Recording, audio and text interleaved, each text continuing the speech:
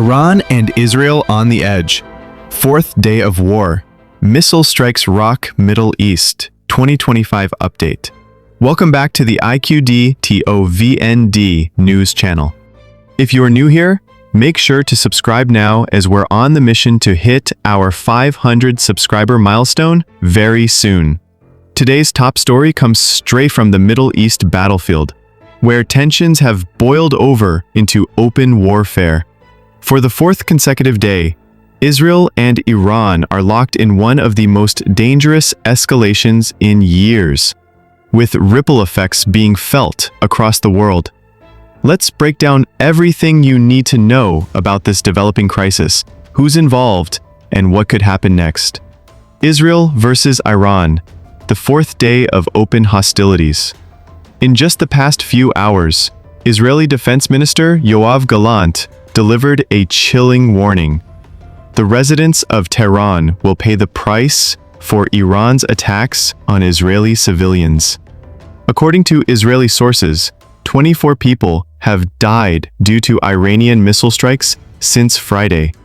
8 of those deaths occurred just overnight, from Sunday to Monday. Iran's health ministry, on the other hand, reports over 220 Iranians killed in Israeli air raids since the beginning of the conflict. And now, the stakes have been raised dramatically. Precision strikes on both sides. Israel has claimed it, targeted a command center of Iran's elite Quds force in Tehran, launched airstrikes on military facilities across central Iran, struck Houthi missile bases in Yemen, Iran's regional ally. Meanwhile, Houthi rebels have responded by firing more missiles into Israel, setting off air raid sirens in Tel Aviv, Jerusalem, and Haifa. BBC journalists on the ground captured visuals of missiles streaking across Jerusalem's sky. Fires and explosions near Haifa's oil refinery and major port infrastructure. Missile impact in Tel Aviv. Ground report from Hugo Bachega.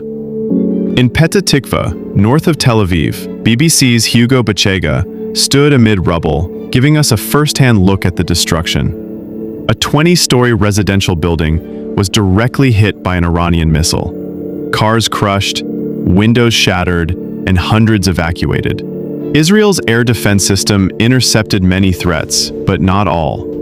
Bachega shared, "People felt protected, but now there's shock and fear." Iran used advanced missiles with massive payloads. The psychological and physical toll is growing by the hour.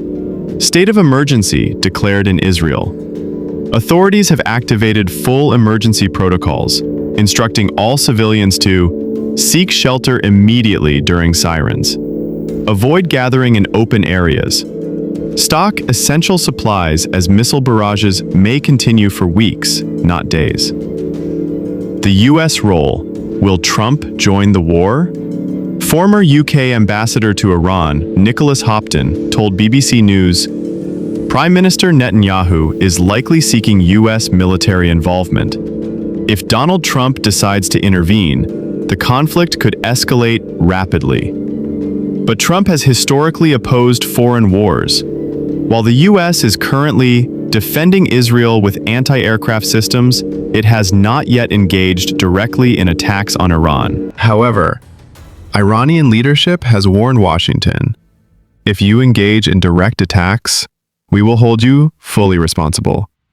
Russia's interesting position. Can Putin mediate? While Russia is militarily tied up in Ukraine, President Vladimir Putin maintains tactical alliances with Iran, holds dialogue channels with Trump-era U.S. officials.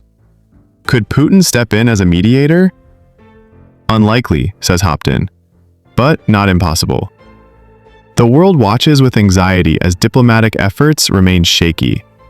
Israel targeting Iran's nuclear facilities. Israel claims that the entire operation is to dismantle Iran's nuclear program, disrupt military command and control centers.